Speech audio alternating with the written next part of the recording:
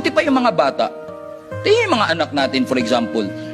Magbubukas ng refrigerator, walang tanong-tanong yun.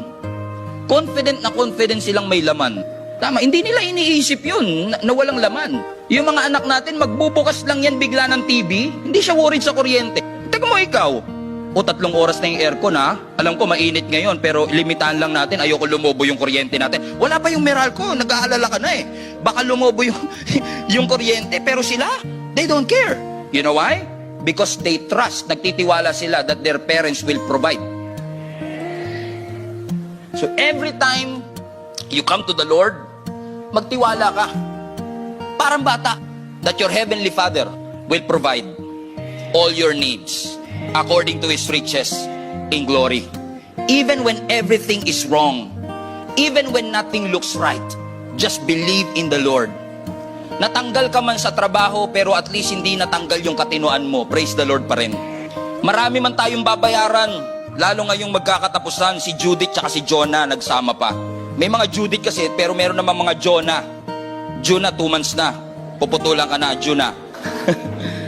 Pero magtiwala ka pa rin sa Panginoon. Maaari yung iba sa inyo nagwo-worried, hanggang kailan ba itatagal ditong trabaho ko? Hanggang kailan ba yung sunod-sunod na tagumpay ng negosyo ko? Pero magtiwala ka lang sa Panginoon. Trust the Lord. Nagwo-worried ka with all this technology rising up. Is my business going to make it? Trust the Lord. Nagpa-pile up man ang mga babayaran mo sa nalalapit nyong kasal? Trust the Lord. Ang immune system mo pahina ng pahina? Trust the Lord. And you think you're too old and you're afraid to die? Keep on trusting the Lord.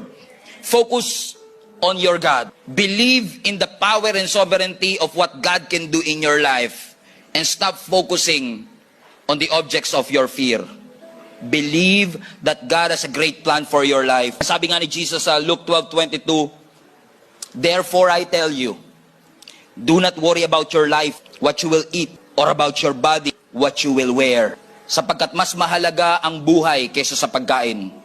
Mas mahalaga ang ating katawan kaysa sa ating susuotin.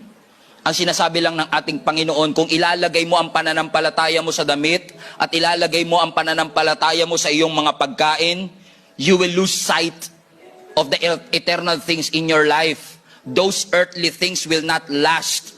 I'm offering you an eternal solution.